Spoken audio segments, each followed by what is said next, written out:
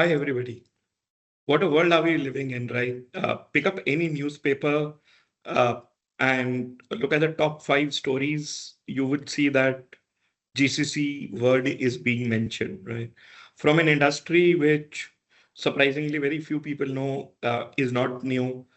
Started the first GCC in India was established around early 90s by Target AT&T, so on and so forth, to probably being the sunrise industry that everybody is talking about. Uh, there are various reports. Today only, there's been a report that's released which says that there will be 2,400 GCCs up from 1,800 today by 2030. Somebody says there's one GCC opening every week. Somebody says there's GCC opening every month. What obviously started as a cost arbitrage has now suddenly being talked about from a technology arbitrage, operations arbitrage, to even strategy arbitrage. With this, I've have the privilege of doing a fireside chat with three very, very extremely intelligent, different people coming from different genres of life and talking about the GCC journey in India. With that, I'll welcome Sunil. Sunil, welcome. Why don't you quickly introduce yourself and your opening comments, please? Sure. So first of all, thank you to the team for, inviting us to this. One of the things I really like attending these sessions is more than what I speak is what I hear from other panelists and the kind of questions that come. So thank you so much, Jaspreet and Nitin, for doing it. It's a privilege to be here. Quick introduction, Sunil. I currently lead, I'm the country head for a company called Greenlight.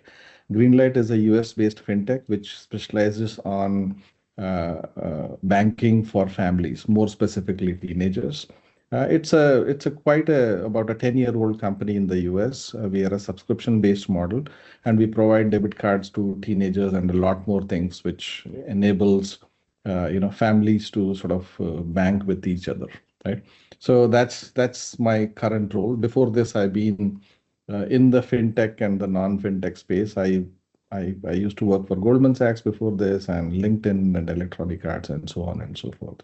So really nice to be here and looking forward to share whatever I have seen in my personal journey with the rest of the team.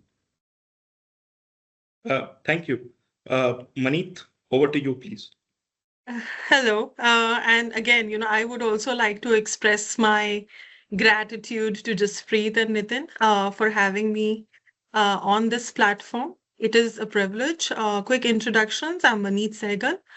I head iCore India. I started my career in technology, and over time, I've moved over to the business and leadership role at iCore. Um, Now I'm overseeing operations IT. I mean, almost all verticals here at iCore India. So essentially, at iCore, we are a global CX organization, essentially a BPO that is very heavily relying on technology, analytics, and customer service. Uh, we have, over the years, we have already started our AI journey. So um, we have moved over from pure operations to AI-led operations, and this whole digital transformation that we are doing. I'm excited now, to share my perspective on this forum to see how India continues to shape the future of GCCs. And that is how risk governance and innovation piece is more relevant to, I think, everybody today, including Sunil and I. So yeah, thank you for having us. Now, excellent thoughts, Maneet. And uh, the idea is how do we all together combine with the wave and make India become a Viksit Bharat maximum by 2047, but why not earlier also?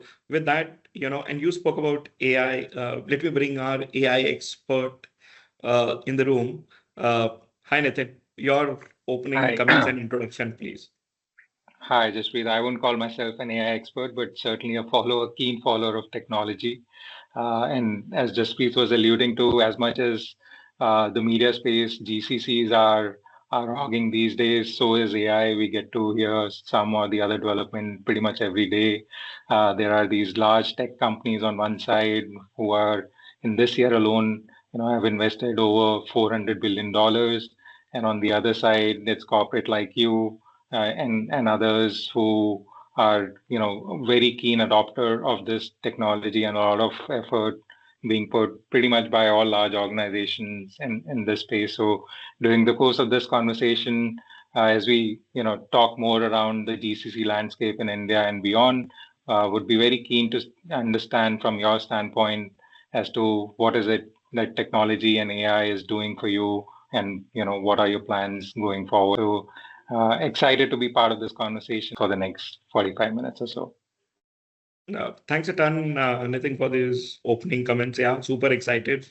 So let me start with you, Sunil. And since Nitin also spoke about, alluded to this, we've come a long way in the last 20, 30 years that the GCCs have been around, from being treated like a back office or an office in some third part of the world to having a seat on the table, right? Having equal decision making powers, to probably being just like another branch office outside of the home country, right? Just geographically very diverse, but equal stakes. How have you seen this journey pan out, Sunil? And what are your thoughts? Will it continue? Will we go back to where we started from?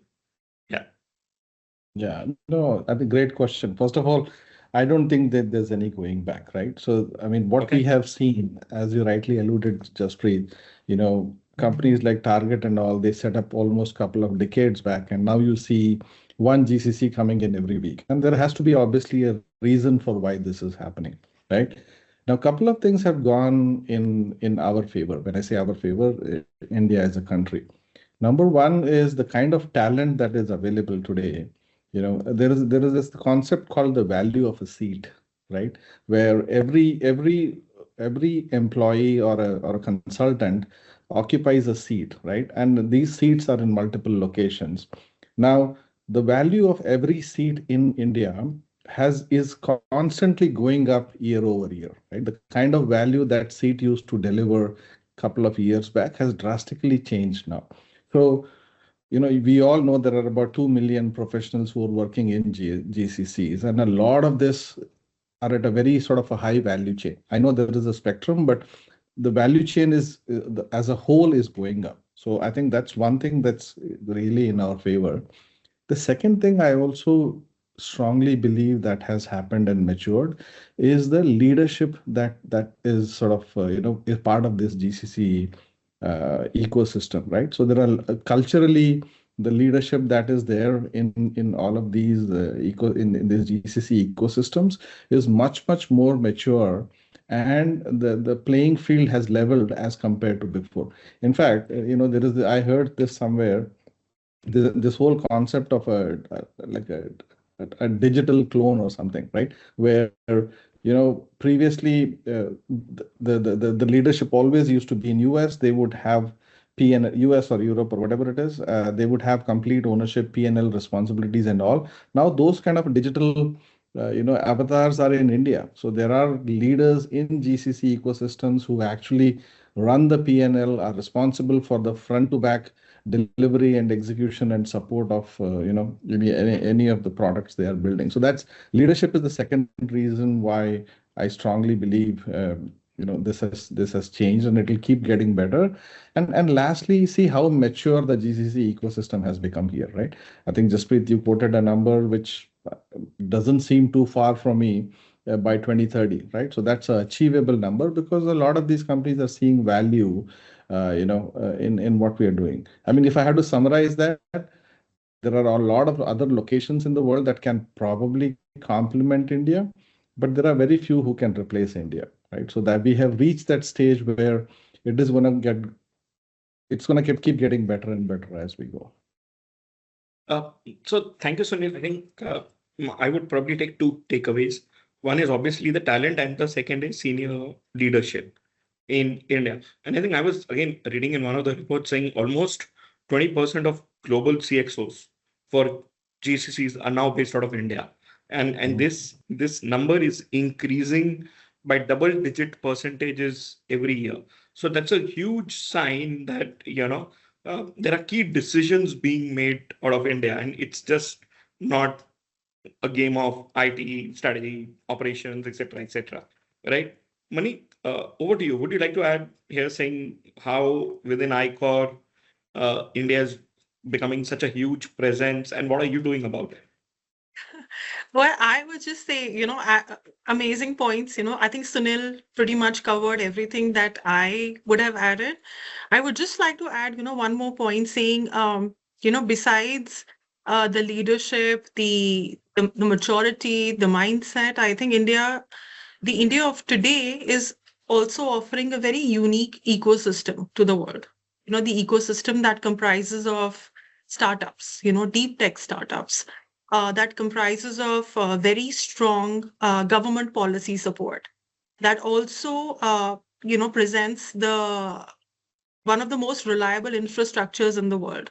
So I think basis the 20, 30 years that India has had, on its GCC journey, we have proved ourselves over and over. So, it's no longer, like you said, it's no longer a back office anymore. It has transformed into the to the nerve engine of organizations. So yeah, I mean that's what I had to add. I From an think, iCore perspective, yeah, go ahead, please yeah, go ahead. from an iCore perspective, I think we 20 years ago we started as just the operations backbone. We were doing a lot of English customer service, customer support. But over the years, with the Gen Zs that are bilinguals, with Gen Z population, that also does a lot of tech support.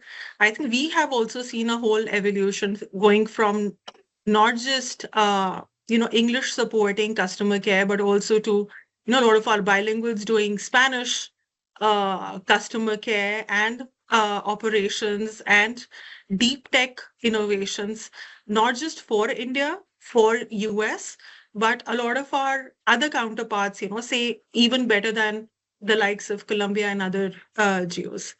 So yeah, that's what we have been doing at iCore. Yep, no, I think that's a excellent point. So I'll probably go in the reverse order. There were a lot of contenders for GCCs also, right?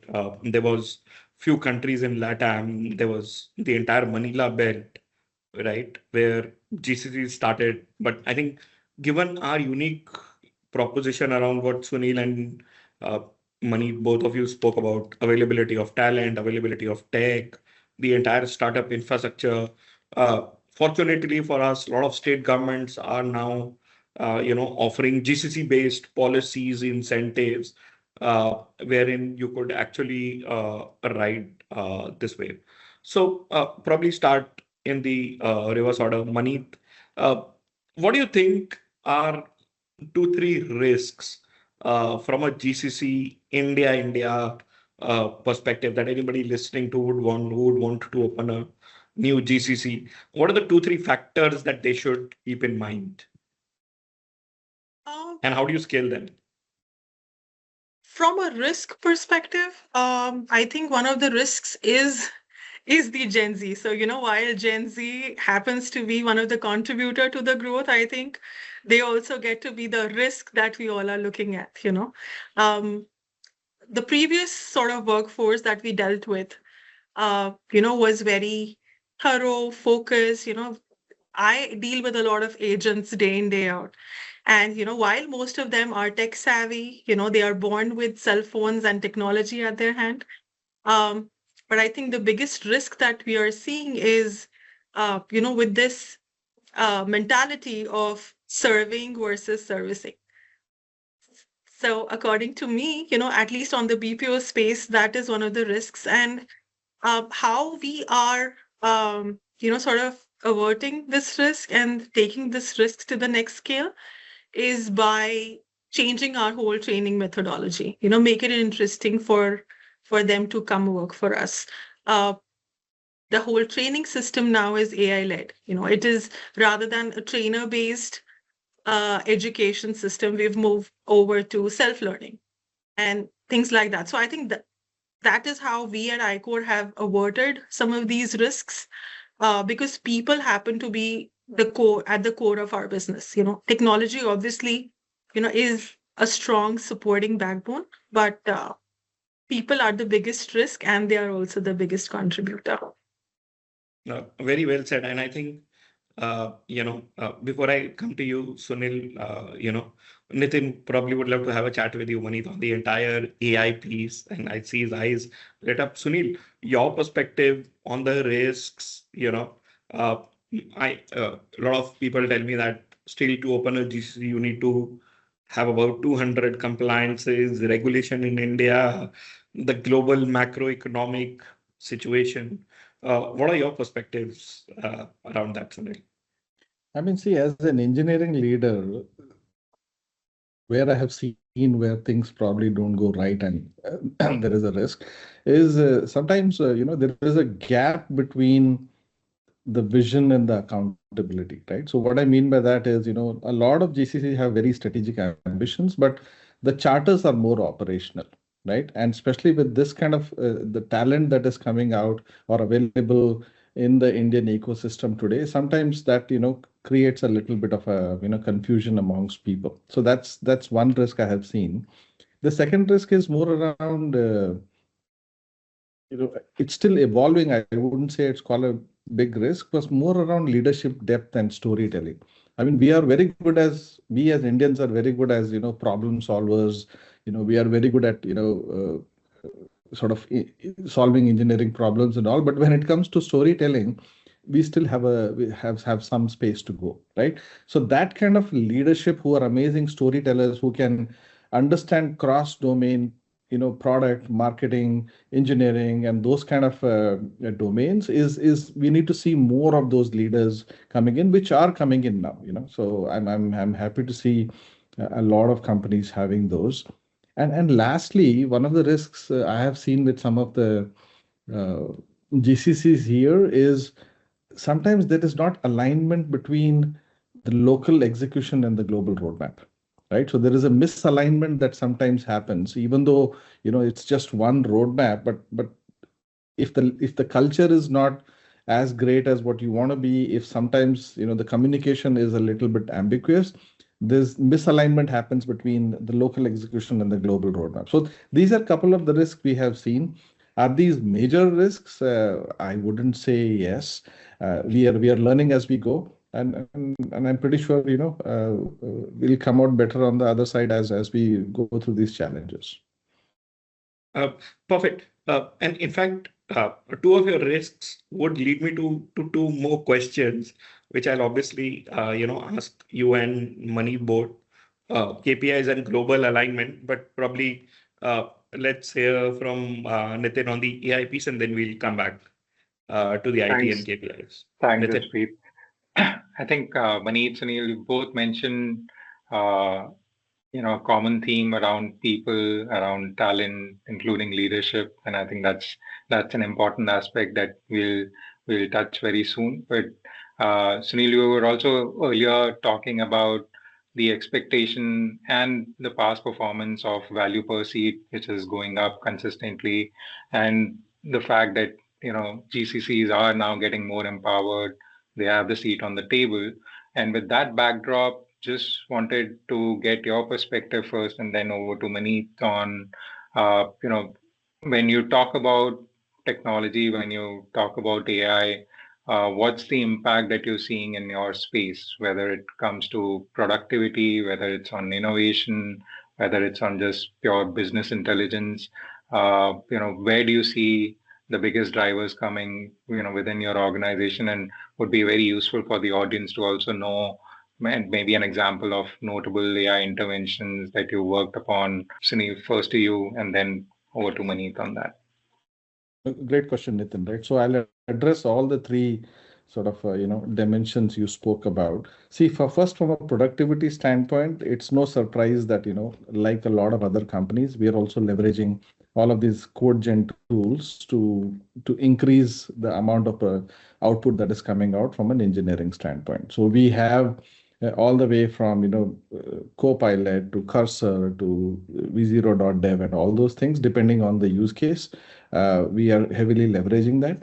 One of the things we have done, Nitin, is we sort of set a goal within the company saying that for every leader, for your respective teams, this should be this should be the sort of the amount of code that needs to come out of these code gen tools what we have, Tools. right. It's not more of a, it's, if you think of it as a carrot versus stick, it's more of a carrot than a stick.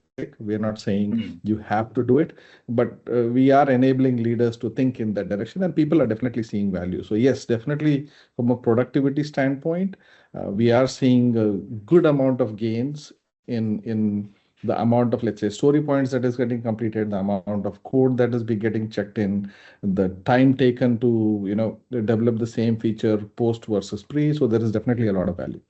Second, on the innovation side, yeah, so a lot of automation is happening from an innovation standpoint, right? That is more sort of internal innovation, which doesn't go to our customers.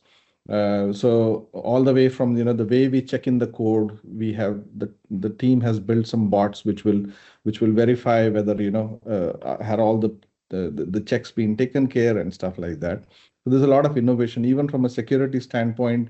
All the controls we have, what percentage of the controls are automated, what are the risks we see in the code that's going in and out and stuff like that. So that's something that's a lot of innovation that is happening.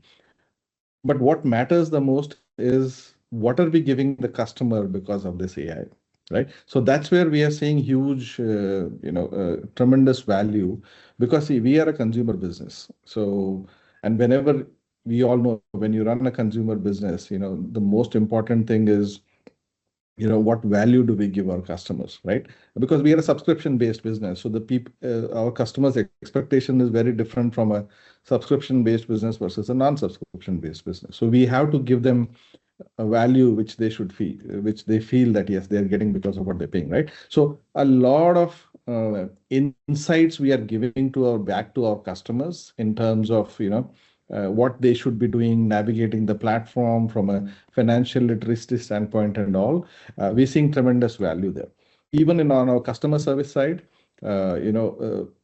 what happens is typically, see, the only touch point the consumer business has is when the call goes to the customer service. Now we have enabled the customer service through LLMs and all, where these LLMs are giving them a much more comprehensive view of the customer, so that they don't have to search in 100 different places to answer the customer's question. So yes, on all the three fronts, huge value add, and it is getting better as we go. Oh, very, very useful, Sunil. I'm sure when it comes to customers, Mani Taiko would also be keen to share her experience on what the organization is doing, given that that's really the forte on their side of business as well. Manita, over to you. Yeah, so I would, continue from where Sunil left. He started with technology, ended with customer experience. So I agree, AI fundamentally is reshaping how GCCs operate today. Um, we at iCore are already seeing, sort of double-digit productivity gains through intelligent automation, through self-learning systems, through advanced analytics. AI investments have also, sort of helped us move up the value chain. So, from the iCore that used to be business driven, now we are advertised as iCore CXBPO, that is backed by AIQ, which is, analytics and IQ, which is predominantly, through our AI initiatives. Uh, for instance, we've deployed AI-driven sentiment and an intent analysis for uh, for our technology platforms, which essentially is driving the CX operations. So what some of these tools do is they automatically analyze customer interactions and predict their satisfaction levels. So we don't have to now depend on the surveys that go back and forth for NPS and things like that. It is all predictive now. And a lot of customers are finding value because if they are just depending on surveys and the NPS scores. We have historically seen that some of these numbers were, very bipolar. So as a customer, either I would always, fill out a survey if I'm extremely happy or extremely dissatisfied. So with all of these predictive analytics that we are doing now, the customers also get a deeper insight into what is it that possibly their end customers like or dislike about their product, their brand.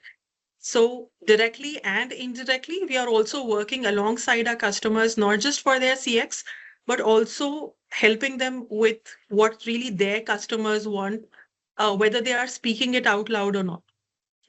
Outside of that, we have also been doing a lot of AI-based forecasting for resource and risk management. So, overall, we have seen a lot of improved accuracy, and we have dodged risks like manual oversights. So that's essentially, in a nutshell, how AI has impacted us and our business. Very, very interesting, Maneet.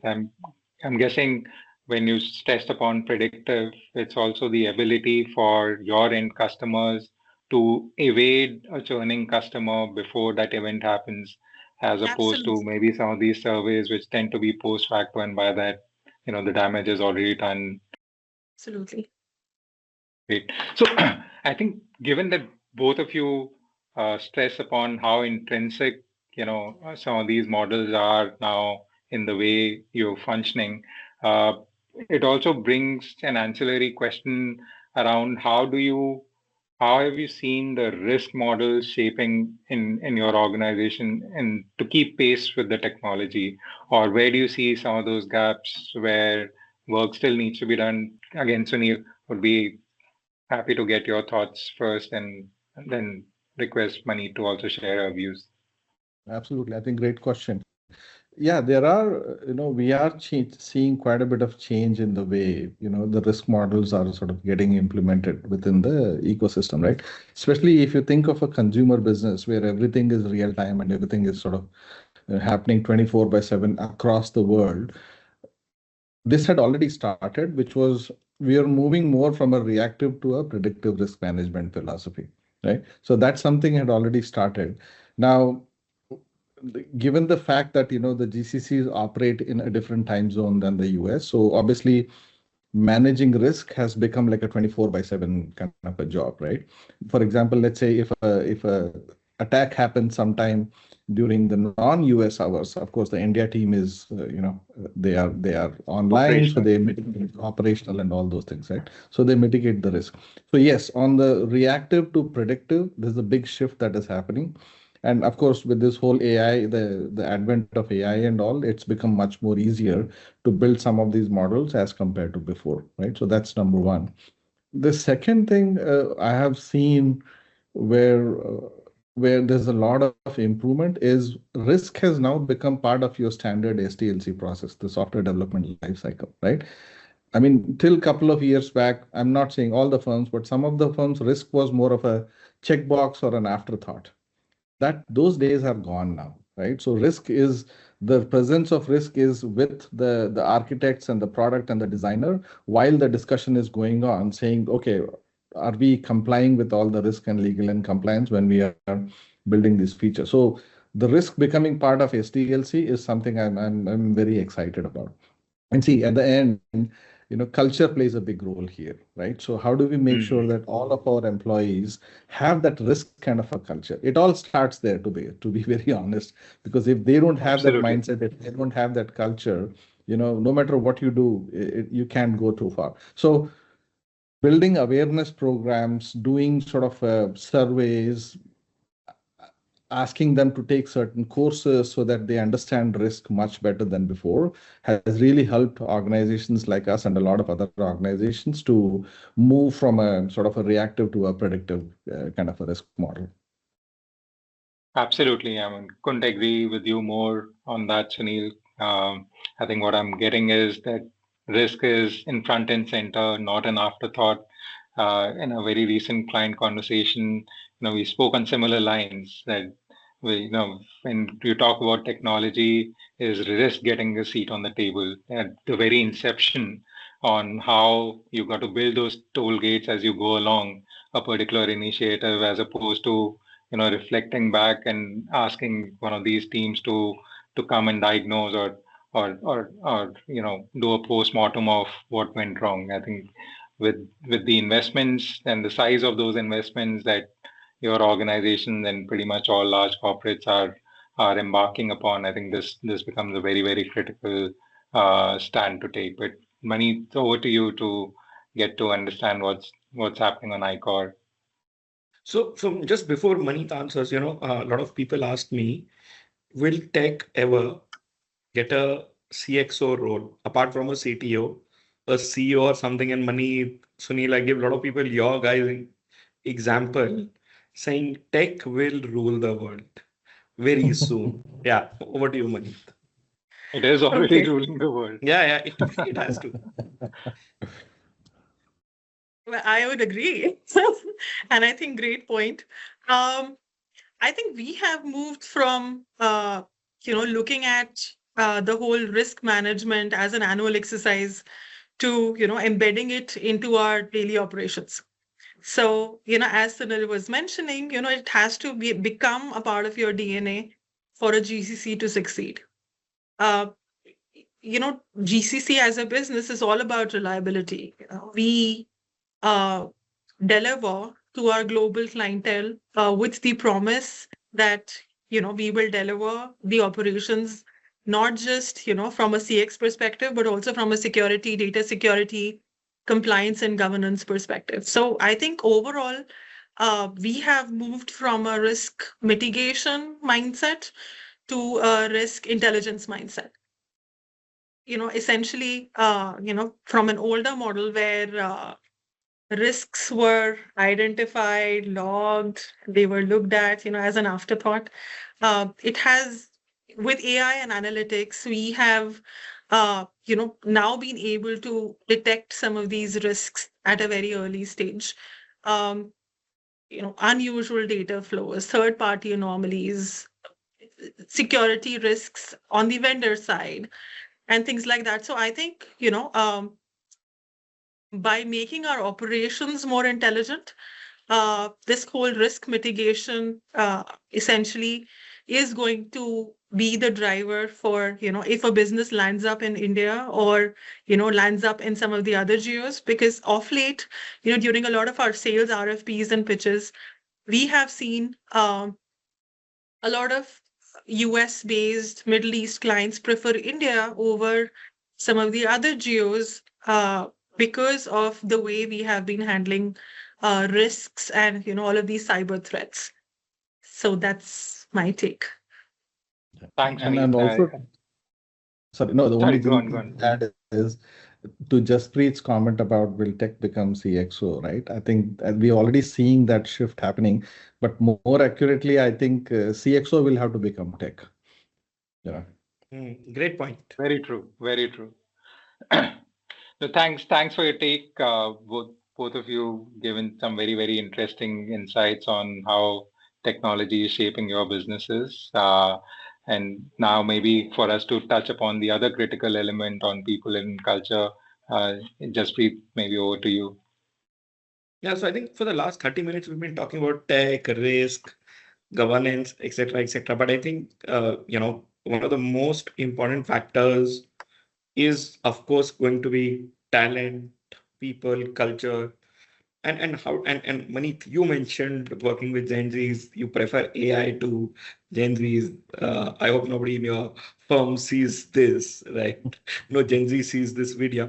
But on a lighter note, uh, how how do you think that the role of people and culture will change, and how important it is to be aligned to the global organization in spite of, being like several miles away? How important is to have one firm culture, one firm mindset? So Maybe first Manit, of all, I'll start with you. Yeah. yeah, first of all, I am not anti-Gen Zs. I'm not pro AI. I love my Gen Z population, and I know for a fact that they love me back. So I would love and encourage all of my Gen Z agents to go through this podcast, because I think this is how we educate the next generation. We tell them that what is the expectation. We also sort of at ICOR we are trying to build this um, dual DNA culture, which essentially means you have to have control in what you do, how you operate, but at the same time you also have to back up that control with a lot of creativity, what we Indians are known for.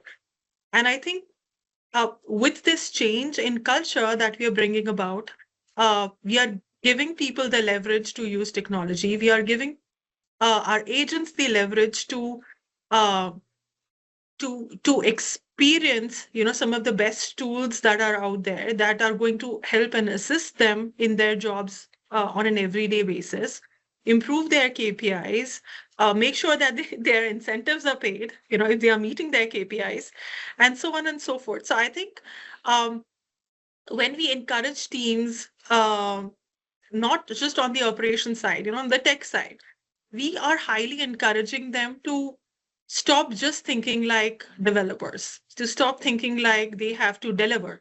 If it's on the shared services side, on the finance APR side, we have started building the mindset that they have to start thinking like auditors. They have to start thinking like the customers, the end customers. And then how you can, take somebody from point A to point B in that journey with this dual DNA that we are trying to build within ICOR, which is from creativity to composure to actually being uh, in control for their actions. Perfect. And how about global alignment with people and culture? Do you like have a one firm culture across? Maybe you would just want to talk about that.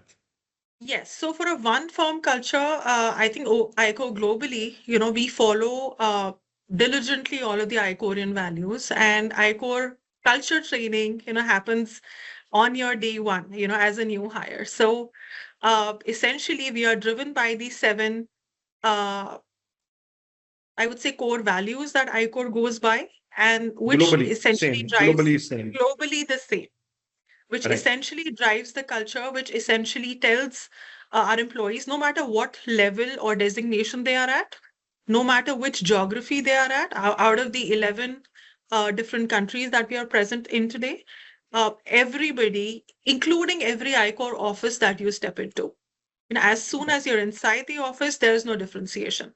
You would have the same setup, you would have the same language that people are talking, you would have our employees following the same Korean values, as we call them, across the globe. So I think from a culture perspective, irrespective of where you are, it is one culture. Thank you. And thanks for stressing that, the first day in any office has to be same. Sunil, while you answer this piece on the global alignment, there's also a talent war going on in India, right? Especially in tech engineering talent is very hard to get by. So maybe I'll want you to comment on that also, post the global alignment piece. No, I agree with whatever Maneet said here, right? Culture is something that, there's a saying, right? Culture eats everything for breakfast, right? So that's something that's much more important than, some of the other factors we generally look at when we are hiring this when we are building these teams. So at Greenlight, very similar to what Maneet said, we have values. All the values are followed across geographical locations. We also promote a lot of cross geography travel where folks from there come here, we go there on a once in every 6 months or on a need by basis and all those things. So that's something I think that has become a standard because that's the only way you win, right? Whether it be the GCC or whether it be the sort of the head office, whichever part of the world it is in, if you cannot maintain the same cultural values across geographical locations, it's hard to sort of bind them together. So that's definitely the case. To your other point, Jaspreet, talent, yes, talent is becoming has been and is becoming much more difficult.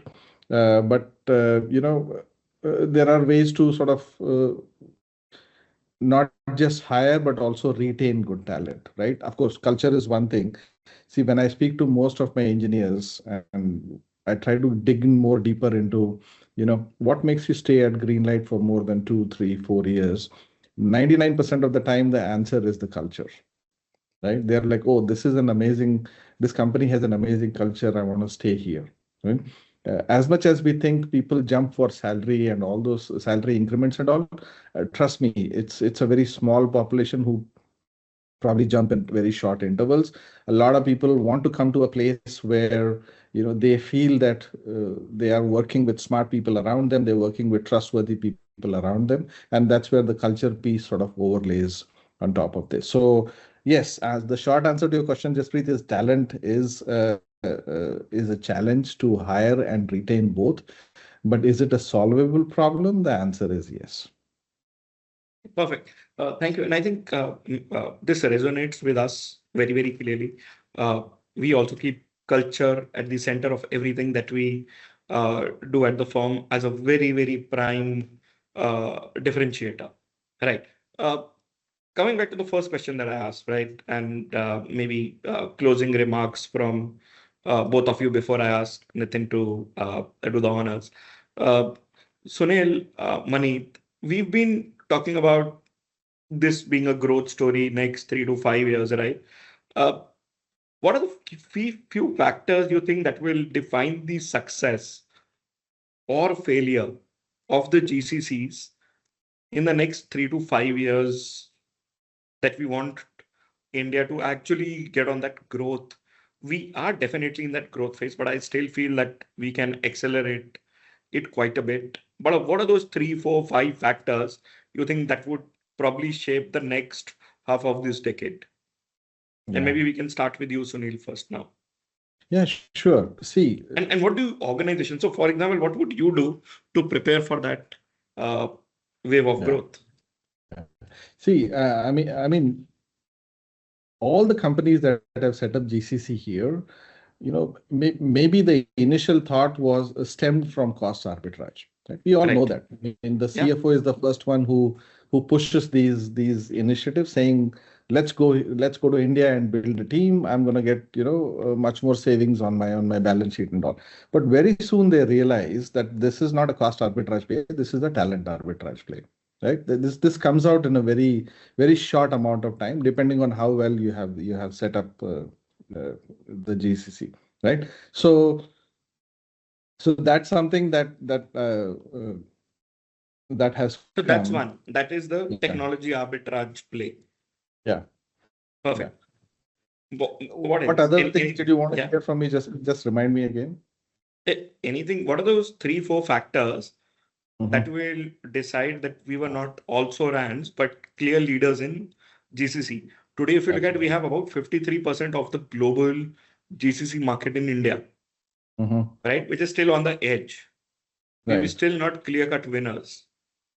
right. No, makes sense. So that is one, cost versus talent arbitrage. The second thing also is the kind of autonomy that is given to a GCC for it to operate, right? I mean, see, when you build a GCC for the first time, you don't expect to move core engineering to the GCC, because folks sitting in the head office are still not sure whether this model is going to work or not. So it takes a little bit of a time, and we as GCC leaders are generally patient for that time. For some companies it's 3 months, for some companies it's 6, for some companies it's 12. But you have to be patient through that period where you build that confidence with the leadership saying, yes, now we are ready to take on, which is much more mainstream. But once you pass that 3 to 6 to 9 to 12 months sort of a window where you have built your credibility, and the folks there are sure that the engineering team is not going to cause any major incidents and stuff like that, that's when the GCC leadership here, the tone becomes very important. What I mean by that is, like when you start setting up core engineering teams, right? Uh, what's the structure of the core engineering teams? For example, I'll give you my example, right? When we decided to do this at Greenlight, it was very clear that we're going to set up single-threaded teams in every location.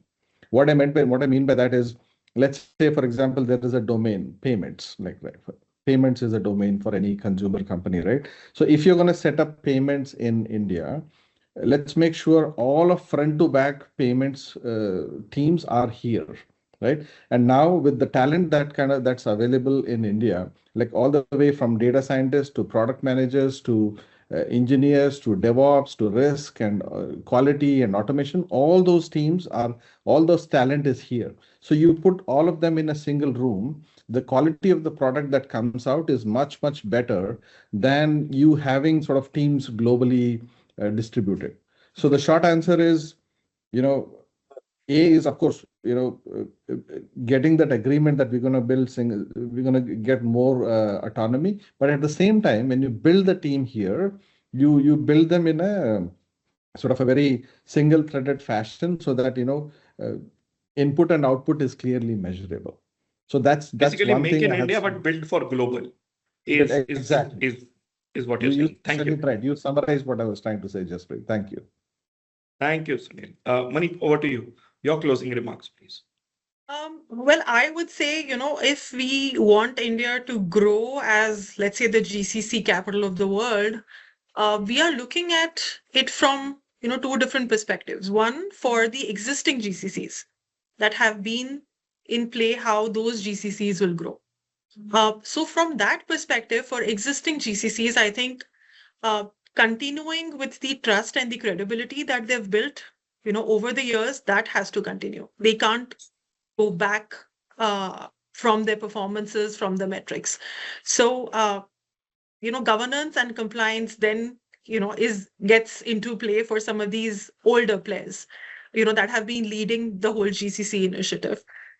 Second, I would say technology. You have to uh, keep your technology platforms at bay with your competitors. So when you are building technology as a captive or with your partners, you have to be in tow with what the rest of the world is doing. I think that is again going to be a key differentiator for GCCs that are existing. Last but not the least, for the existing GCCs, it's going to be transformation. How adaptable are we? How quickly we can switch gears? How quickly, if let's say we have another geography that is facing issues, how quickly we can switch gears into bringing some of that business back home. So I think from Super. that perspective, adaptability and transformation also will play a very key role. So I think from an India GCC perspective, all three of these are already our strengths. And that is how, we've reached the 53%. And I think these will take us to at least a 60+%. But like you said, the India GCC story is increasing from an 1800 to a 2400. So for the newer GCCs, that will now come into play. I think for them,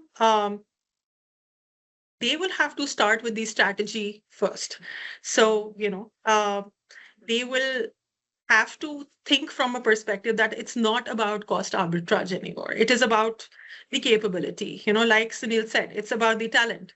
It's not just cost anymore. Because if, organizations are looking at cost, there are several low cost opportunities that are also available. But if somebody is coming to India, they are coming for the head and the heart.